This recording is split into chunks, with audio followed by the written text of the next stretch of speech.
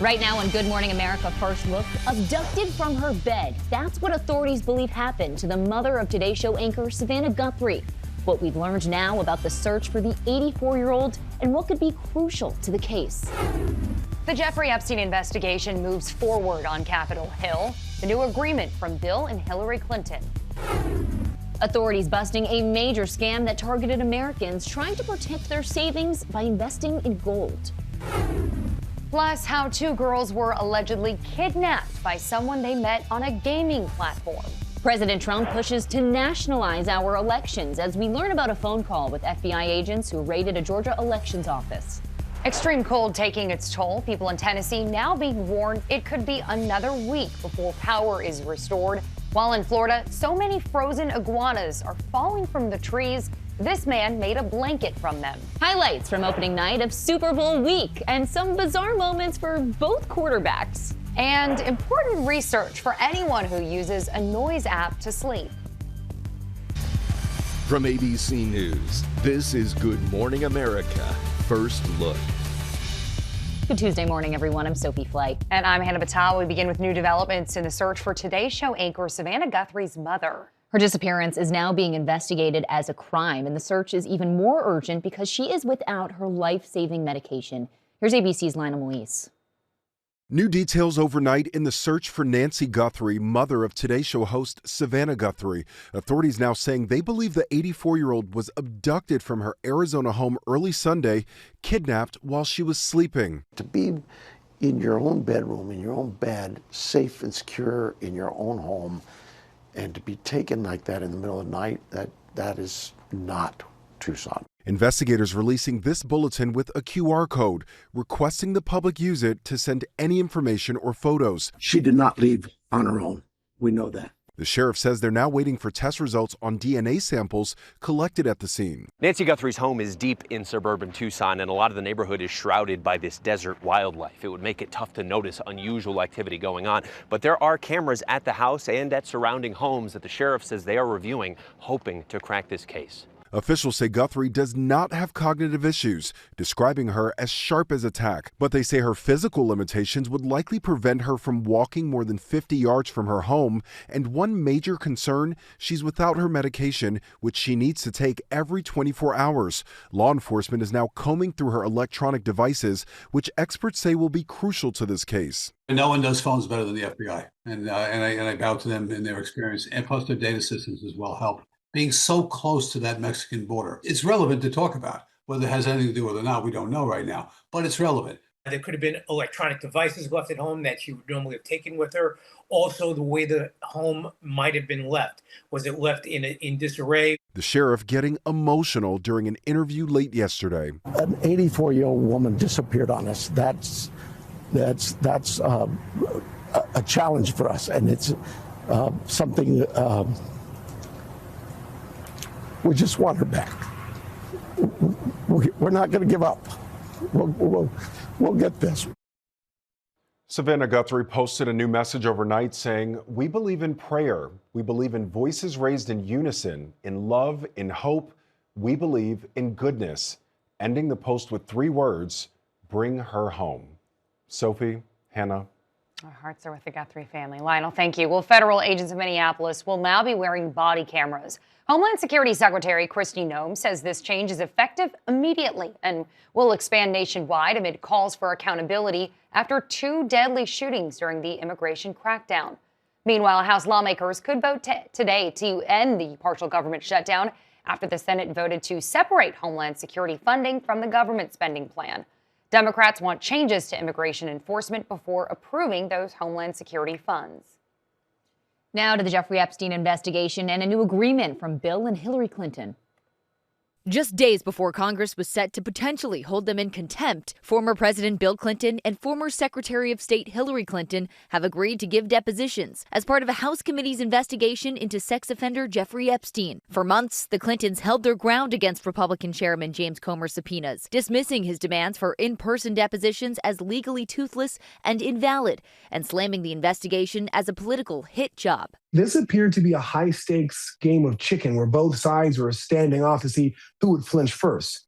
The answer seems to be the Clintons. But after some Democrats said they would join Republicans in recommending contempt charges, the Clintons have now agreed to testify. If the committee had gone forward and filed formal charges and the DOJ had prosecuted, the Clintons were looking at up to a year in prison and a $100,000 fine each. Neither Bill nor Hillary Clinton has been accused of wrongdoing, and they both deny having any knowledge of Epstein's crimes. They proposed alternatives to in-person testimony, recently offering to sit for a 4-hour transcribed interview. But Chairman Comer balking at that offer, claiming the former president would try to run out the clock by giving unnecessarily long answers. Comer saying the former president has an established record of being a loquacious individual. And overnight, Comer appearing skeptical that the depositions will actually happen, saying the Clintons' counsel has said they agree to terms, but those terms lack clarity yet again, and they have provided no dates for their depositions. If the depositions do happen, it would be the first time a former president had testified before Congress since Gerald Ford. The House committee says it needs more clarity on what the Clintons are offering. Any depositions will almost certainly take place behind closed doors.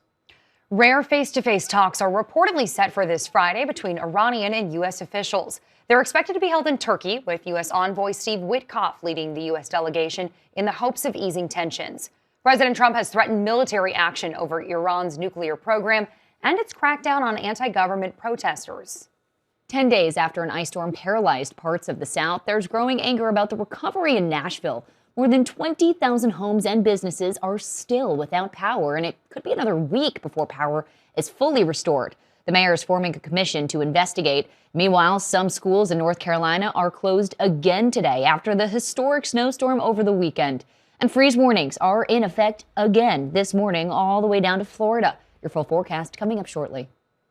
The Virginia man convicted of murdering his wife and another man so he could be with the family's au pair now faces life in prison. Brendan Banfield will be sentenced in May. A jury found him guilty after 9 hours of deliberations. The family's au pair was the prosecution's star witness, describing Banfield as the mastermind of an elaborate plot resulting in the murders. She pleaded guilty to manslaughter.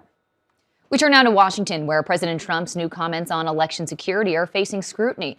He wants to change how future elections are handled, and a change Democrats say would be blatantly illegal.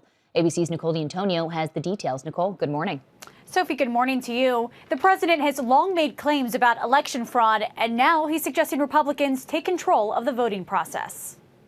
This morning, President Trump is calling on Republicans to nationalize elections as he continues to push baseless claims of voter fraud. The Republicans should say, we want to take over. We should take over the voting in at least 15 places. The Republicans ought to nationalize the voting. Under the Constitution, the power to run elections is reserved for the states, not the federal government. Once again, the president's talking no differently than a dictator who wants elections in America to be as legitimate as elections in countries like Venezuela. The president claims the 2020 election was stolen from him, repeating without evidence that there was widespread voter fraud in Fulton County, Georgia. The FBI last week seized hundreds of boxes of records tied to the election from a Fulton County elections office. Critics have questioned why the director of national intelligence, Tulsi Gabbard, was there for the raid. Gabbard now telling Congress she was in Georgia at the president's request. Democrats argue she has no legal authority to participate in federal investigations. Gabbard is also addressing reports about a call between President Trump and the FBI agents who took part in the raid, saying she facilitated a brief phone call for the president to thank the agents personally for their work. He did not ask any questions, nor did he or I issue any directives. And Gabbard claims election security falls under her authority. Officials in Fulton County now plan to sue over the FBI raid. Hannah. Nicole, thank you. Time now for your Tuesday weather. Good morning. A break from the extreme cold in the northeast is a weaker storm in the south. Some areas that actually saw snow over the weekend, seeing rain today. Still freeze warnings in Florida. A little stripe of snow from the Ohio Valley into the mid-Atlantic. Might be an inch or two of snow in, let's say, Cincinnati, Charleston. But you're looking at areas to the south getting rainfall, maybe a little dusting in parts of the Delmarva. Big-time snow showers and maybe some squalls coming in on Friday. That's introducing Arctic air again. Brutal cold as we get to Saturday. Buffalo, Boston, all the way down to Baltimore. Wind chills in the single digits. That's your forecast. I'm ABC News meteorologist Lee Goldberg. Coming up, another familiar store at the mall closing its doors. But first, a setback overnight for NASA's mission to the moon, set to launch as soon as this weekend. And how authorities busted a major scam preying on people just trying to protect their savings. We're back with the Tennessee trooper on a traffic stop when another vehicle comes crashing into that patrol car. The trooper managed to walk away without any serious injuries. And in Nebraska, 2 troopers were helping drivers on Interstate 80 when another car came skidding across the grass. Everyone was okay, but police are using both incidents as a reminder to slow down. Breaking overnight, a rehearsal for NASA's upcoming mission to the moon has been cut short. That's because a leak was found during the rocket's fueling process. NASA could announce today whether it still plans to go forward with a potential launch this Sunday night. The 10-day mission will take 4 astronauts around the moon and back. After hitting record highs, gold prices have been plunging in recent days. Now authorities have busted a scam preying on Americans who viewed gold as a safe haven. This morning, a major breakthrough in a scam that swindled tens of millions of dollars from Americans. I worked hard my whole life to save this money, and they took it all from me. Authorities announcing they've shut down 3 call centers in India linked to a gold bar scam that stole more than $48 million from hundreds of people across the U.S. The scammers often claimed to be from law enforcement and told the victims that their savings were at risk because of a cyber attack, data leak, or similar security issue. The scammers then urged the victims to wire money or convert their savings into gold or cryptocurrency for safekeeping during the investigation.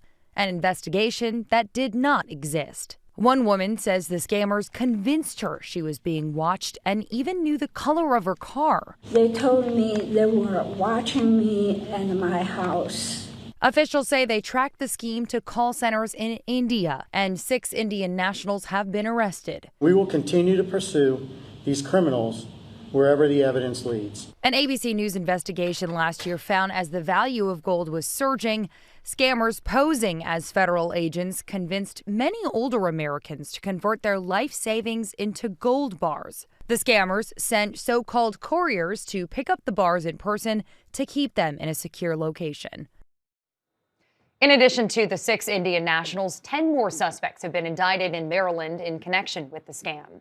Coming up, how 2 girls were allegedly kidnapped by someone they met on a gaming platform. Also ahead, highlights from opening night of Super Bowl week. Both quarterbacks facing some pretty tough questions. A major airline is grounding one of its Boeing Dreamliner jets. A pilot for Air India reported a possible defect with the fuel control switch. That same switch is the focus of the investigation into last year's crash of an Air India Dreamliner. 260 people died. The airline says it checked the fuel control switches on all of its 787 Dreamliners last year and found no issues. A frightening ordeal for a family in Florida. Police say 2 sisters were kidnapped by a man they met on the gaming platform Roblox. The 12 and 15-year-old girls communicated with the man for months. The suspect, who is 19, is accused of taking the sisters after he drove from Nebraska.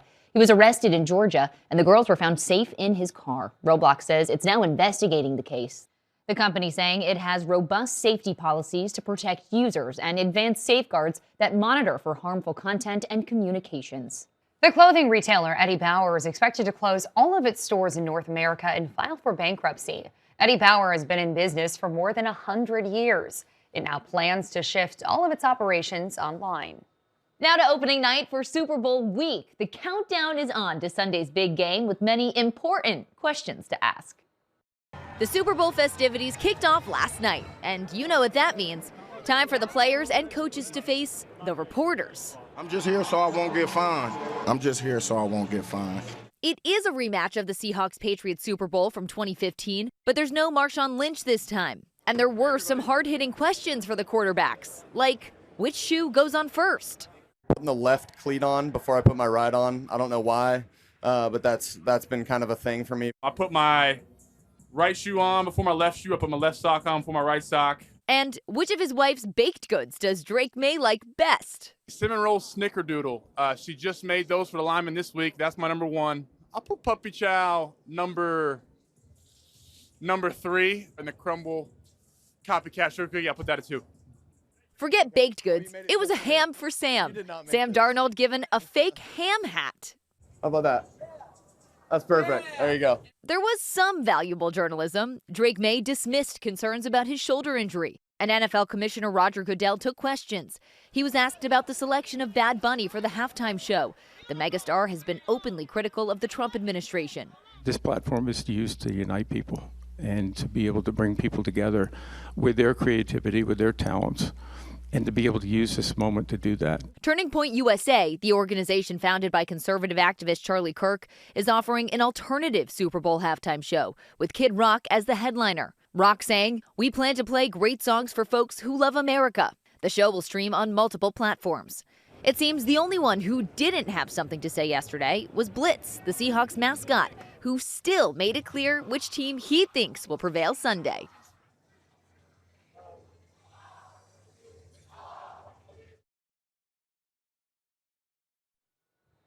The Seahawks, with their defense nicknamed the Dark Side, are favored by 4.5 points.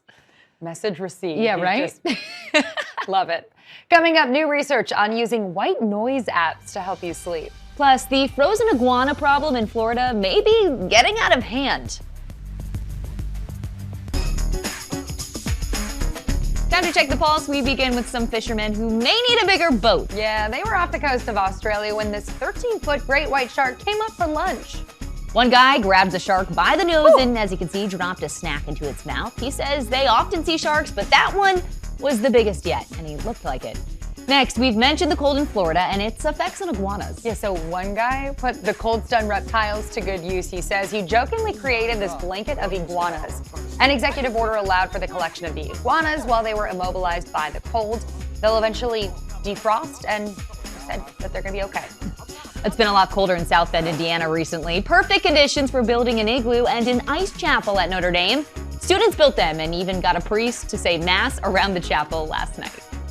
Next, if you're someone who uses a noise app to get sleep, you may be doing more harm than good. I know. Researchers say these soothing sounds that I love from apps and sound machines could actually compromise your rest. A new study found pink noise especially led to a drop in REM sleep. Pink noise, like a soft waterfall, steadily increases in volume. Researchers say it's especially bad for babies and toddlers whose REM sleep is critical for development. Next, McDonald's is going gourmet for Valentine's Day. It is serving up chicken nuggets and caviar inspired by the viral dish served at the U.S. Open. The McNugget caviar kits will be available online free of charge to a few lucky fans starting February 10th. The kit includes a 1-ounce tin of McNugget caviar, a gift card, and mother-of-pearl caviar spoon. Yum. I would try it. That sounds good. Me too. Serve some up. Top headlines next.